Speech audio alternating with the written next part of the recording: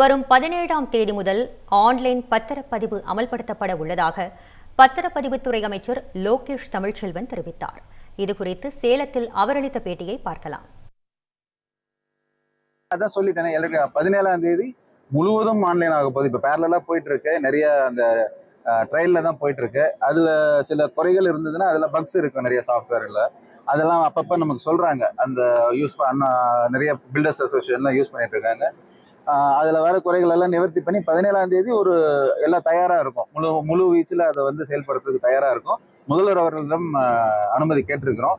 அவர் அனுமதித்தால் அன்னைக்கு 17ஆம் தேதி அவரே அதை இனாகரேட் பண்ணுவார். அது பண்ணும்போது நம்ம முழு வீச்சில் நம்ம இதை செயல்படுத்தும் போது அதுக்கான முயற்சிகளையும் நாங்கள் செஞ்சுட்டு இருக்கோம். சர்வர்ஸ் அதிகம் பண்ணி ஃபாஸ்ட்டாக ரிஜிஸ்ட்ரேஷன் பண்ணுறதுக்கான எல்லா வேலைகளையும் நாங்கள் ஈடுபட்டிருக்கோம்.